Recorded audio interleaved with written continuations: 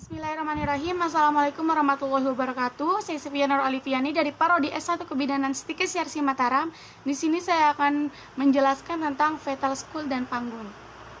Baik, di sini yang pertama saya akan menjelaskan tentang fetal school atau kepala janin. Nah, di sini yang pertama akan saya jelaskan adalah bagian depan atau anterior. Nah, untuk bagian anterior dari rangka kepala bayi atau bagian depan dari rangka kepala bayi, di sini ada 8 bagian.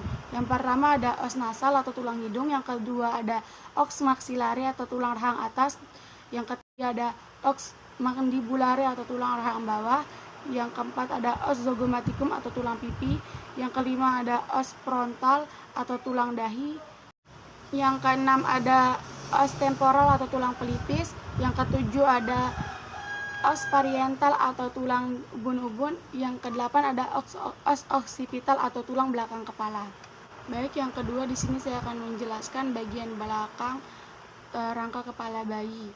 Nah, yang pertama di sini ada frontal bone, yang dua ini frontal bone, yang ini parietal bone.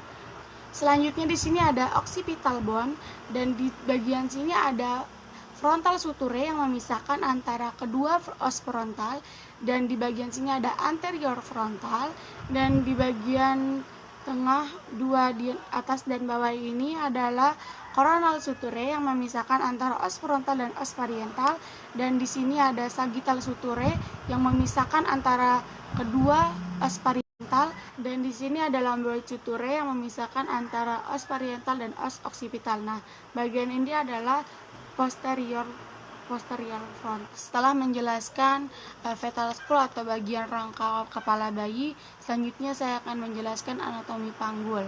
Baik, di bagian panggul ini yang pertama ada os ilium, terus ada os ischium, selanjutnya ada os pubis, selanjutnya ada os sacrum, dan yang ini namanya coccygeus. Baik, selanjutnya ada bagian anterior, hubungan antara cosae destra dan sinistra disebut dengan symphysis pubis. Nah, untuk bagian posterior, hubungan antara os sacrum dan os ilium disebut dengan articulatio sacroiliaca. Selanjutnya di sini ada garis pemisah antara panggul besar dan panggul kecil disebut dengan linea terminalis.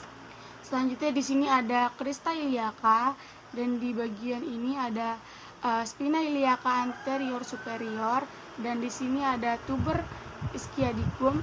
Untuk yang dua ini, bolongan ini disebut dengan foramen obturator. Nah, sedangkan yang agak mencolok keluar ini disebut dengan spina ischiadica.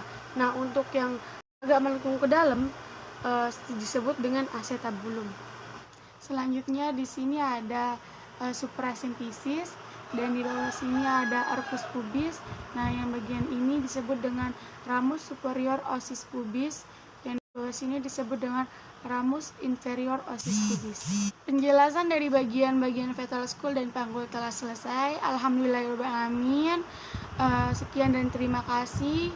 Mohon maaf bila ada salah kata. Wassalamualaikum warahmatullahi wabarakatuh.